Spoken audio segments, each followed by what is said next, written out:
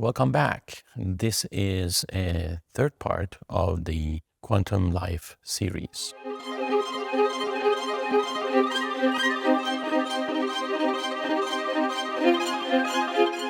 Last time, we provided you with history on findings, research, teachings of Krishnamurti as well as David Bohm and others who have made some strides in that arena. And today we will get into the application, the actual fundamental application of the observer-observed conflict. If you remember, Jiddu Krishnamurti in around 1926, I believe, actually came and dissolved the Theosophy Society rather than being its leader, rather than remaining its leader and taking advantage of thousands of followers that were waiting for him to become the next guru. Actually came and dissolved it. And later on, about 20, 30 years later, David Bohm joined him, and both of them promoted this entire idea that is based on reality. And what I mean by reality is very much the evidence is in ourselves. This is unlike other types of teachings and theories where a lot of second-hand information has to be gleaned or absorbed by us, and for us to develop a certain core belief around them. In regards to Jiddu Krishnamurti and David Bohm's teachings, we don't have to do that. That was very much a fundamental part of their movement and their motivation and urging for people to stop following gurus, the so-called gurus, or following so-called leaders, and actually start thinking for themselves. In fact, there is an ongoing theme in the videos that you, if you can glean from KFA.org, Krishnamurti Foundation America.org, and on YouTube, if you just look up David Bohm, the quantum physicist, and Jiddu Krishnamurti, you find those videos.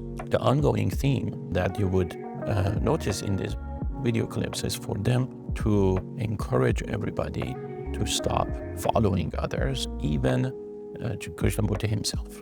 He repeatedly calls on the audience to not follow him, but to absorb the truth. And in order to do so, he sees himself as more of a guide, a person who just points the way, and not pointing the way to the right direction, but pointing the way toward the process of learning, which is not by rote copying and absorption from materials from other people, from other teachers, from other gurus, and so on, but actually tapping inside of ourselves into our own wisdom and learning for ourselves. And that learning is promoted by Krishnamurti and Bohm as the process of actually tapping into the unknown. So they encourage us to give up on regurgitating the known data, the known facts, the known bits and pieces of information that we have gathered or we can absorb from books or from databases. And they label that as we are very much being lost in a dead state of thinking, because everything we know comes from the past. So they encourage you to actually tap into the unknown, be willing to discover something that you have not known before. And most of that source is actually within yourself. It is not from outside, but it is an outcome from a process of discovery within ourselves. With that in mind, they furthermore propose that the starting point possibly is very much from a recognition that all of us can relate to, called observer-observed conflict. Now, David Bohm, being a quantum physicist, very much believed in that from that realm, from quantum physics, that this is a reality that quantum physicists and, by extension, all scientists will have to come to realize and grapple with. There is enough research on that you can look up within that realm. But in these videos, I would like to connect that to the realm of psychology and human behavior, which more or less David Bohm's and Krishnamurti's collaboration resulted in. For us to look at the phenomenon of the observer-observed conflict that exists within each one of us. In order to highlight that and make it more tangible, what I would like to do is bring up a couple of analogies. Before we go there, I want you to recognize that this call for discovery within yourself is so realistic in nature, and it's so convincing in and of itself. Nobody has to convince you to recognize that distinction. Unlike other theories, if we want to learn about, let's say, psychodynamic theories or cognitive behavioral theories or other like family systems, those are theories that we have to literally believe the theoretician and start thinking from someone else's frame of reference about the world. Such as, let's say, if you learn about Freudian psychology, Jungian psychology, Adlerian psychology, those are one of the most famous forefathers of modern psychology and psychotherapy. You would have to espouse their way of thinking. You wouldn't have a point of reference within yourself. However, when we talk about Krishnamurti and Bohm's guidance, I don't even refer to that as real teaching, because they themselves didn't believe that they were teaching people, they were guiding people. And if we look at that, call for guidance, call for attention to the phenomenon of the distinction and the conflict between the observer and observed, the evidence is very much within us. Every human being can connect with this phenomenon internally. We all know this distinction, that at times we see ourselves as an observer, and other times we see ourselves as being observed by ourselves. And we can, in fact, do that at the same time. This is the most exciting phenomenon of this realization that how is that possible, that we can actually look at ourselves simultaneously from both a subject as well as an object perspective. The question here is this distinction a true distinction, or is that kind of a fantasy, an illusion, more or less? And to my understanding, what I take away from Krishnamurti and Bohm's again guidance is that this is what I believe, that they believed this is an illusion, that distinction is an illusion. There is no real distinction, meaning that we somehow conjure up this concept of separation and or dissociation between two different parts of ourselves. There is a lot more to say about this, but before we go further, I want you to just take a moment and recognize this, that if anything, why not rely on that evidence that actually comes from within, that we can relate to individually and just by ourselves. We don't need someone else to convince us that this phenomenon actually exists, because we are the source of evidence. Our own experience is the source of evidence. Now, we can take this journey, if you will, into different directions in regards to, first of all, recognizing why this exists, this dissociation and the separation of our states of self, so to say, exist. Now, one possible explanation is via understanding how memory works. It is possible that this distinction is created, and the illusion, by extension, is created because we are capable of keeping in mind a kind of a successive series of memories. We remember what happened last second, last minute, last hour, and so forth and so on, to the very detailed minutia. Not that they are all accurate, but at least there is a very rich compendium of information about these last intervals, more or less, however long they may be, that help us to reflect back on to almost like a movie clip, if you will, like a record of our past existence. And in addition to that, we can also use our power of imagination and draw from possibly memory, but also kind of construct a fantastic reality, something that is really just a fantasy, is a projection, possibility and likelihood, and imagine ourselves what it could look like a few intervals into the future, whatever it may be. Like I can imagine myself standing at the front gate in an hour. I can see the front gate, I can see the trees next to it, I can imagine myself feeling the breeze of the wind on my skin, and so forth and so on. Now, however neurologically this is created, bottom line, this could be one of the ways of describing how this phenomenon of distinction between observed possibly occurs. But more importantly than this is the outcome, the impact that this distinction, and I would like to also call it a dissociation actually, has on our decision making, on our emotional regulation, on our logical reasoning and rational thinking, and basically actions that we would take. But before we go there, let me just wrap up this kind of fundamental difference by stating that the dangers that Krishnamurti and Bohm were pointing toward was the conflict that actually arises out of this perceived dissociation between selves. And they looked at this as the source of all destruction that exists in this world. Because of that more or less ability of our thinking and logical reasoning to more or less deceive us into this dissociation being actual reality, and as a result feeling a sense of disconnection within ourselves between the part of us that is observing and the part of us that is being observed.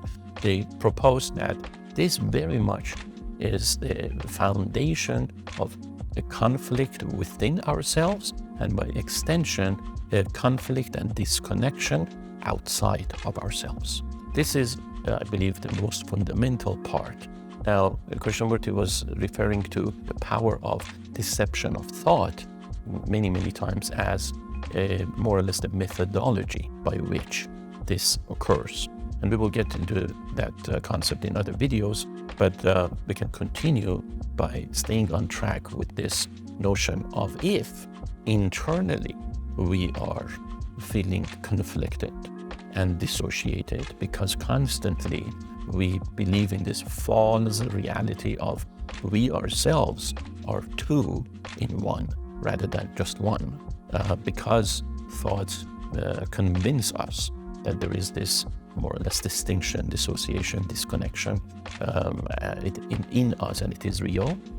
Therefore, there's no wonder that we, first of all, ourselves feel disconnected from everything around us, not only within us from ourselves, but also everything around us. Now, that has a lot of implications.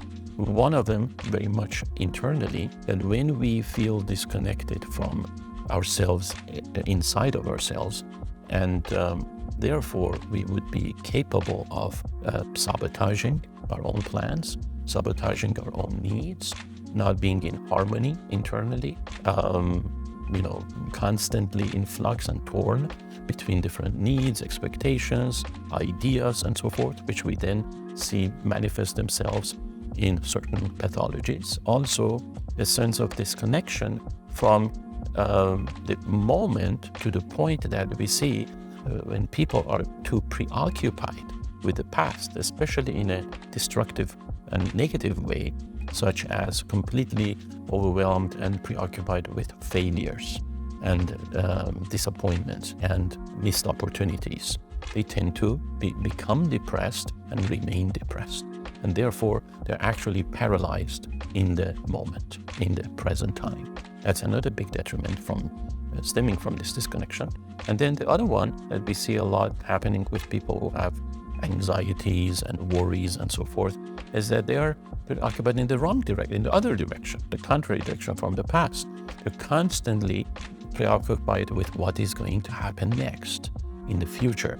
They're worried about the bills. They're worried about possibilities and scenarios and probabilities, of which only, one scenario is going to occur.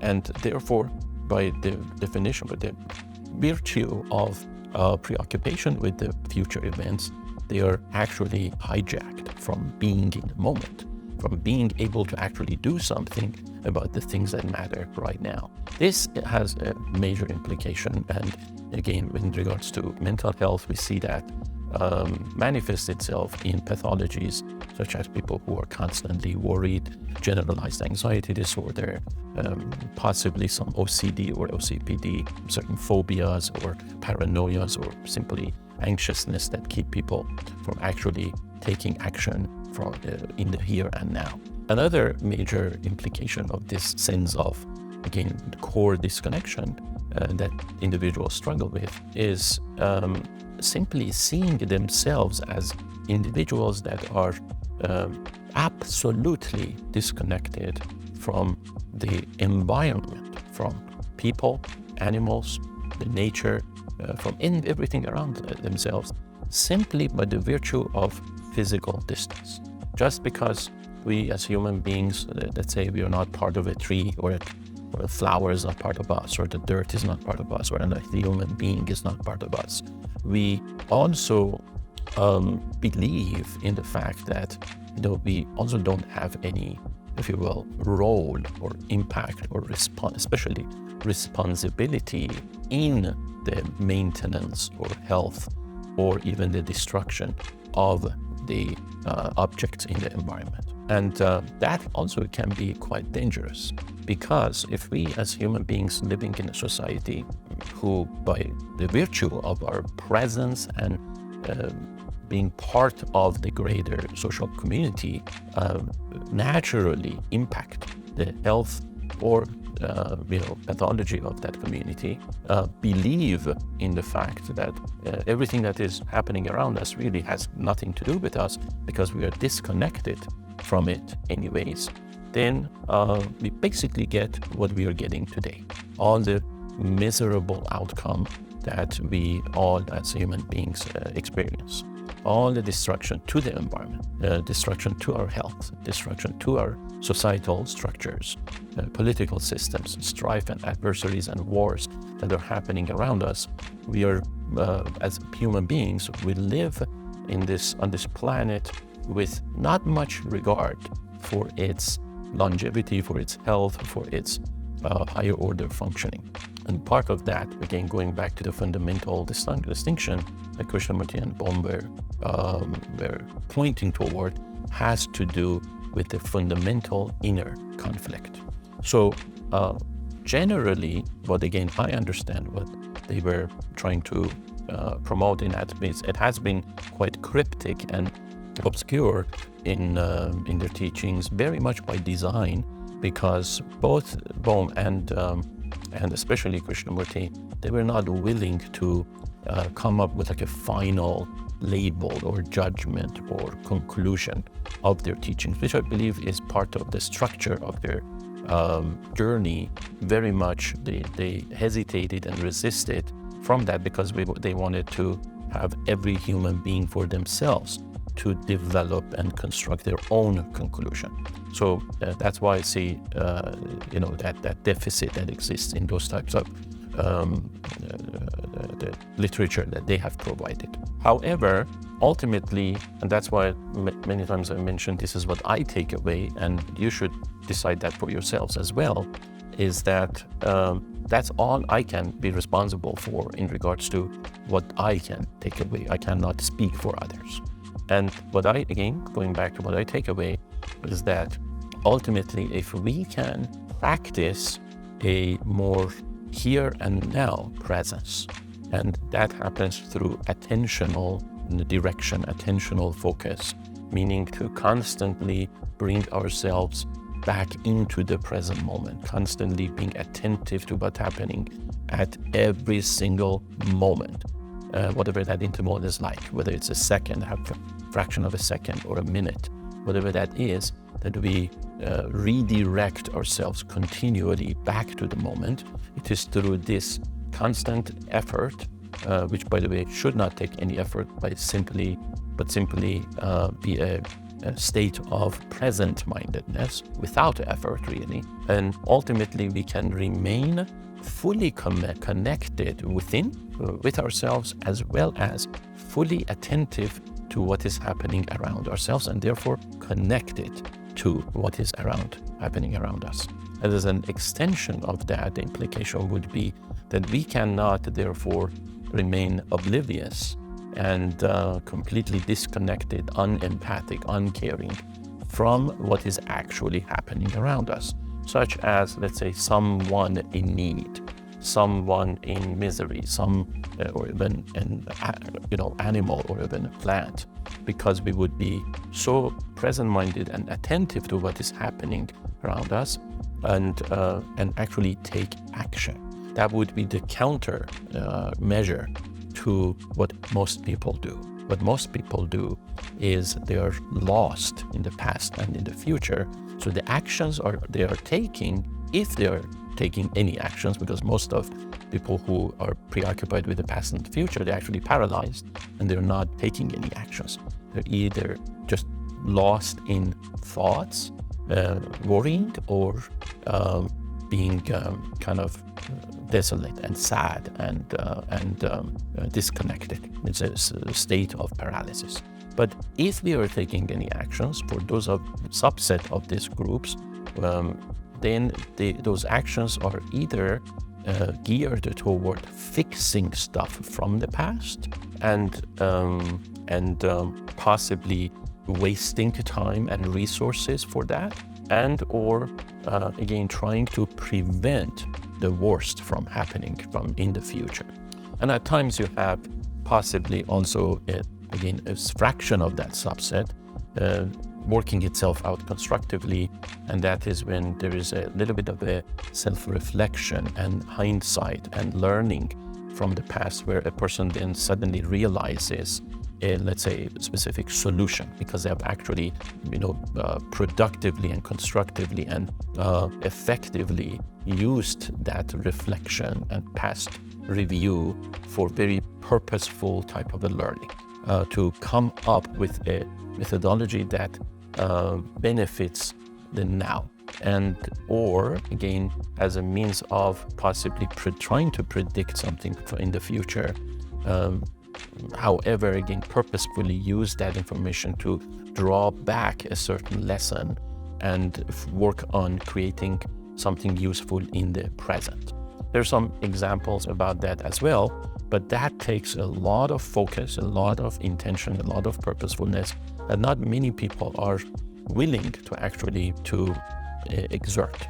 This is very effortful type of and purposeful type of application of learned lessons. Most individuals, unfortunately, they are simply lost in the past and in the future, and therefore they're not taking any action that is useful, that is sensible, and worst of it being actions that are then designed to take preemptive strikes, and for instance, certain, let's say, hoarding.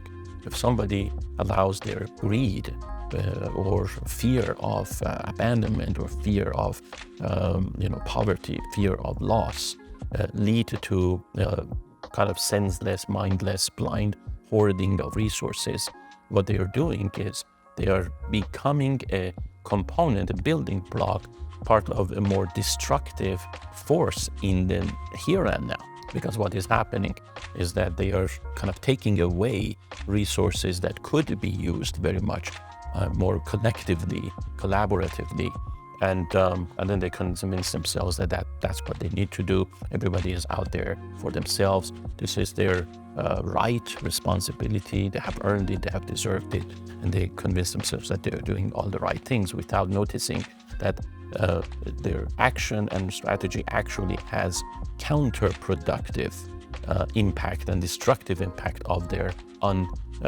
literally people who are close to them, even their loved ones. So as an example, we see, when this is not only with addiction, I think it's a kind of a pattern of behavior in parenting, where parents worry so much about what happens in the future that they tend to lean toward putting controls in place to dictate, prevent, alarm, direct behavior that is not even happening now, but it ought to happen, may not happen in the future, sometime in the future, who knows when. And again, they're so preoccupied with what is all those controls that they miss out on the most important opportunity, which is having good, meaningful conversations with their kids in the moment about what is happening now in their lives, what is happening today in their relationships. Now, this was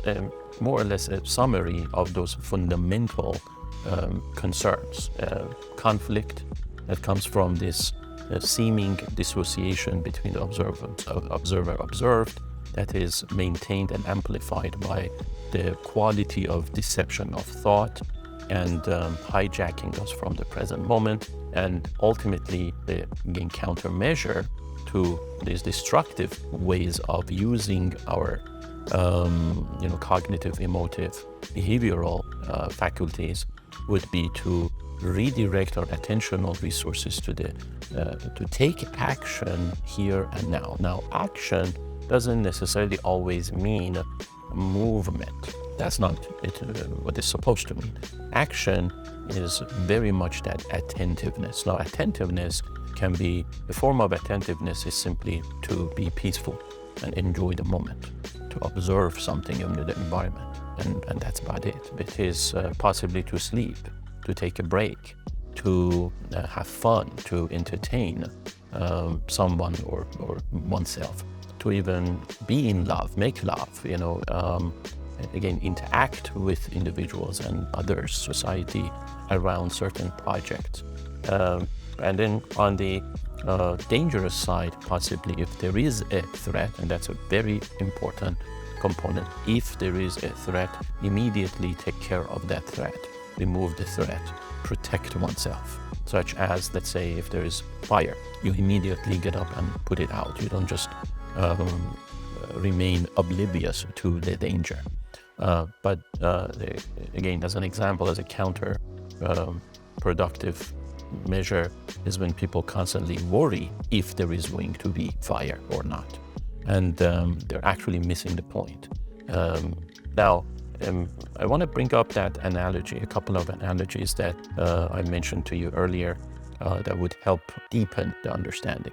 One analogy is observing our pets, especially dogs, cats as well to some extent, but mostly dogs because they are quite super attentive to everything.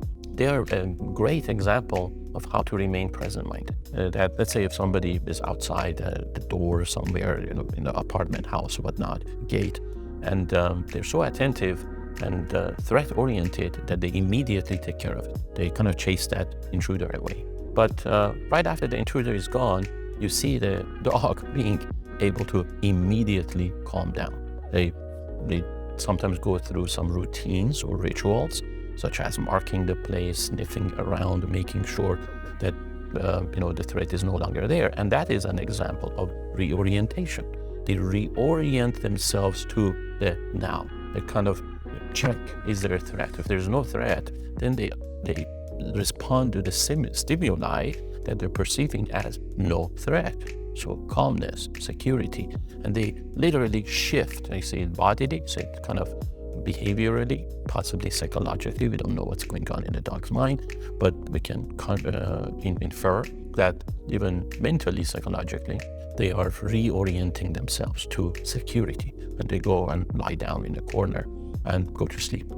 In their mind, the here and now is secure, and there is no need to worry. There is no need to ruminate about other things than what is happening here and now. That's one big analogy that we can use to really kind of begin deepen our understanding of what this the teachings, if you will, of or again the guidance of Krishnamurti and Bom were about. Now, another big analogy to help us understand this paradoxical distinction and inner dissociation is when it comes to certain paradoxical and illogical statements that generally seem very logical to us.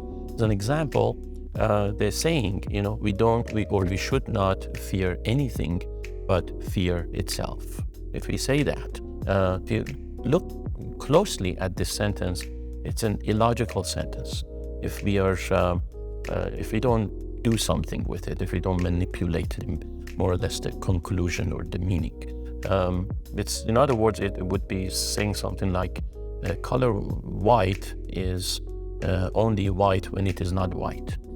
When we put it in that sentence, everybody would laugh at it and say, what the hell are you talking about? That just doesn't make sense.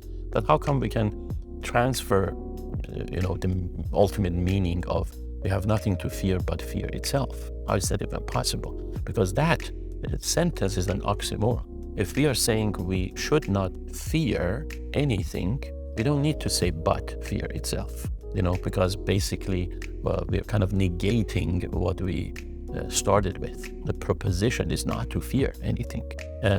Now, people could argue that, because of abstract thinking, because of our very creative mind, higher intelligence, etc., we can understand that. Possibly, but I would suggest that most likely, I believe that it actually has to do with the distinction between observed and unobserved, because we can kind of shift into two different aspects, perspectives of what is happening and being said right now.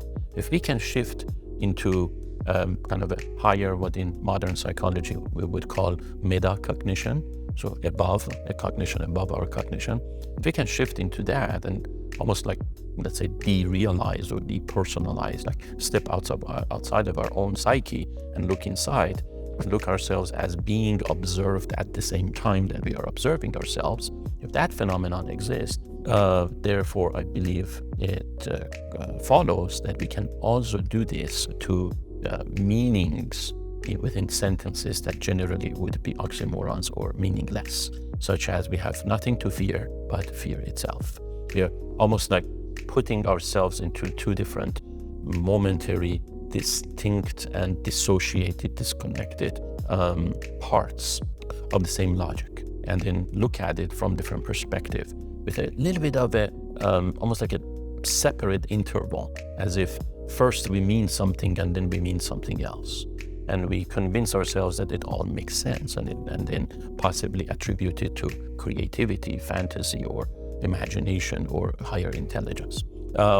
These were two analogies that I wanted to bring up to point toward that more or less the depth of what Krishnamurti and Bohm were referring to as the observer-observed conflict. When it comes to a very important application of this, what I would like you to notice is see how detrimental this distinction and conflict can be in leading us to believe that we are actually alone in this world. As just because we are an individual, just because there's a boundary, the more or less physical boundary determined by our skin, in an imaginative way, also a psychological boundary by seeing ourselves, perceiving ourselves as separate entity from other individuals. By the virtue of believing in these boundaries, we also tend to see ourselves alone.